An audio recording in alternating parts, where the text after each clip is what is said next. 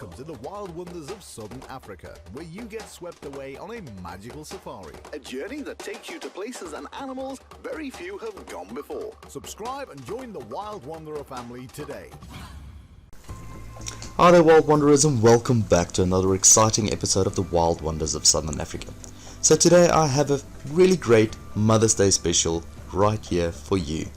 Now, a couple of months ago I was on my granddad's farm for the last time, and I managed to capture a series of awesome footage where a western barn owl was busy sitting on her eggs. Now, western barn owls, also known as Taita alba, they are not that uncommon, but it's not really known to see them nesting where people frequently visit. So they do get close to our homes, but they don't really nest where there's frequently abundant of people in an area. So the males, they weigh about 410 grams, whereas the females can weigh up to 365 grams. And they are very similar in their plumage coloration, but the females are often slightly darker than the males and more spotted below. So this individual here, I think this is a female. Now, juveniles, they are slightly darker above and more buff below, and they retain very little down when they are fledglings. So confusing species in Southern Africa. So some of them overlap with grass owl species, so that's one of the species that you can confuse them with. So they're cosmopolitan on all continents except for Antarctica, and they are really widespread throughout the whole of Southern Africa.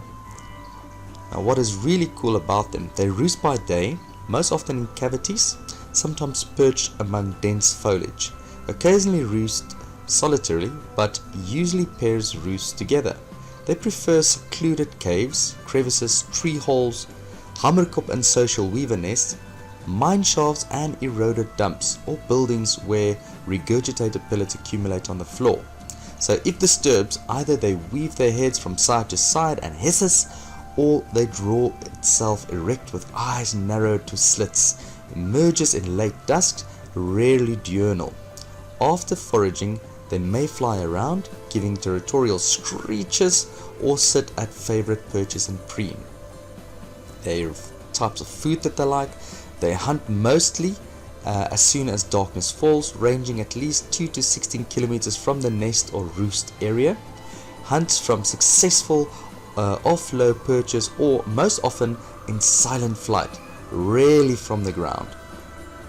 Courses slowly over vegetation, flapping, gliding and occasionally hovering with their faces directed downward to look and listen for their prey. Usually drop feet first onto prey on the ground, sometimes pursuing birds in flight, also snatches them from roost and raid nests. They kill prey with a bite to the hind of the neck, or by squeezing with the feet. Diet is well studied in Namibia, Zimbabwe, North South Africa and Eastern Cape. The prey ranges from hares to young francolins to black crake and even termites. They eat mainly small rodents, the balance largely made up of shrews and birds. In urban areas, however, small birds may predominate, and in desert, geckos and scorpions. Eats mostly mammals in winter, augmented by birds and insects in summer. They also eat bats, frogs and lizards. Now, as soon as they are done eating, they will regurgitate a pellet. That's normally about 45 to 20 millimeters in size, and these pellets are often dark and shiny and a bit of mucus around them. Now, their breeding, it's monogamous and territorial, solitary nesters, and building their nest close as 50 meters apart in boom years.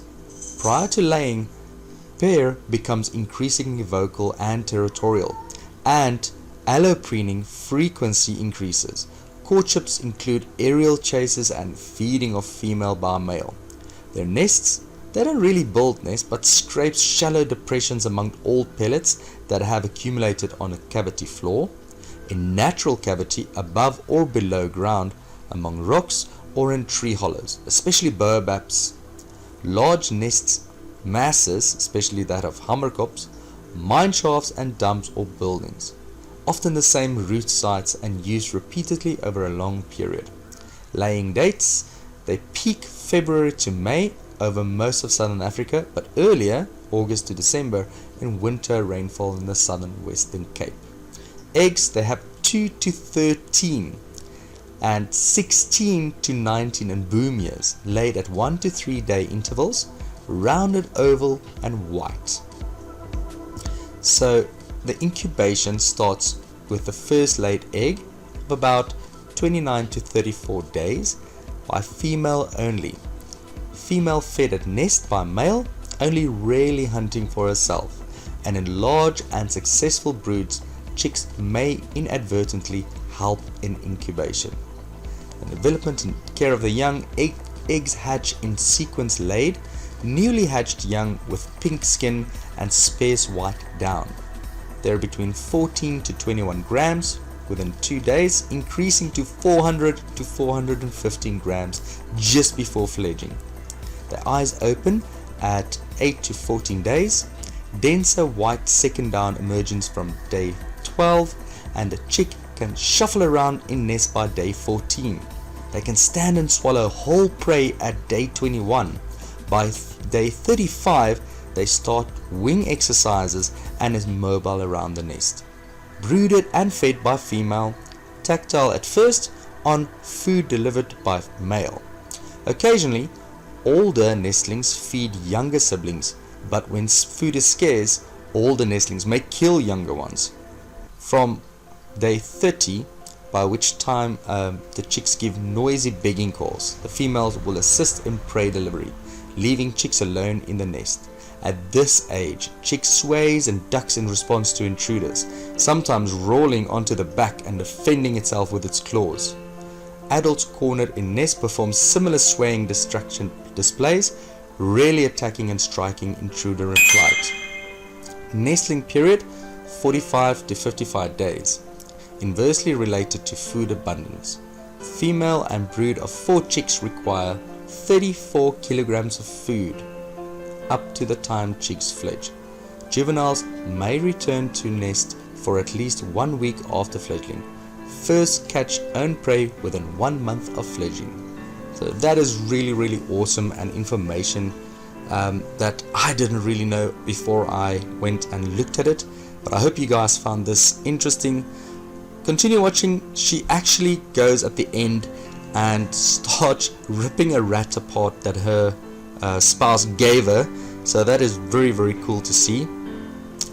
If you want to read up a little bit more about this, download the Robert Bird app. It is really filled and packed with lots of information that I can really recommend. I hope you guys enjoyed this, and a happy Mother's Day to each and every one of you all.